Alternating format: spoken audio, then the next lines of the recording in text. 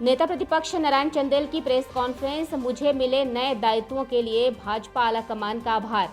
आज जन्माष्टमी को भगवान ने भी बुराई और भ्रष्टाचार से मुक्ति दिलाई। 24 अगस्त को भाजपा युवा इकाई सीएम हाउस का घेराव करेगी। बेरोजगारी के मुद्दे को लेकर होगा घेराव। घोषणा पत्र में बेरोजगारों को भत्ता देने की बात थी। बेरोजगारी पर मुख्यमंत्री श्वेत पत्र जारी करें।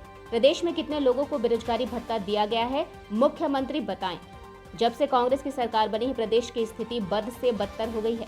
सबसे ज्यादा छत्तीसगढ़ का किसान परेशान है। तमाम वादे कांग्रेस के खोखले निकले। खाद, नकली बीज से किसान परेशान। धान बेचने गए किसान का सोसाइटी में अपमान हुआ है। किसानों का पैसा ये सरकार खा रही है और किसानों के हित करने का ढिंढोरा पीटते हैं। प्रदेश के बदहाल आर्थिक स्थिति पर भी श्वेत पत्र जारी होना चाहिए। भाजपा ने आम जनता के हित में किए हैं। लोकतंत्र की हत्या, प्रजातंत्र का बुरा हाल इस सरकार में हुआ है। 14 निलंबित अधिकारी सदन में निलंबित हुए, फिर भी वही काम कर रहे हैं। विधायिका का अपमान इससे ज्यादा पूरे देश में कहीं नहीं हुआ। एक मंत्री सरकार से परेशान होकर इस्तीफा देते हैं, दूसरे मंत्री कलेक्टर पर आरोप लगाते हैं कि ये भ्रष्ट है। प्रदेश में सियासत और रियासत की लड़ाई चल रही है। धरना स्थल छोटा पड़ रहा है क्योंकि लोगों के अंदर आक्रोश है। एक पुलिस अधिकारी को मेरे पास फोन आया, बोला कि सरकार आर्थिक बदहाली से जूझ रही है। सरकार जूता और मोजा भी नहीं दिला पा रही है।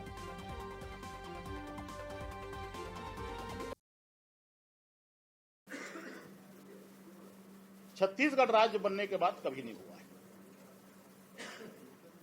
भूपेश जी ने कहा था कि हम 2 साल का बोनस किसानों को देंगे। कब बोनस की राशि किसानों के खाते में भेजी गई है, भूपेश जी इसका जवाब देंगे। कितनी राशि भेजी गई है? पिछले बार बोरे का पैसा किसानों को नहीं दिया। खाद की कमी से इस बार किसान जूझा है। नकली बीज की समस्या से किसान त्रस्त हुआ है। और किसान जब पिछले बार सोसाइटियों में धान बेचने गया, पहली बार किसान का अपमान सोसाइटी में हुआ। छत्तीसगढ़ का भूमिपुत्र और अन्नदाता किसान लाचार हो गया था। इस सरकार के धान खरीदी की व्यवस्था से वो बेबस होकर के, अपमानित होकर के अपनी धान को बेचा।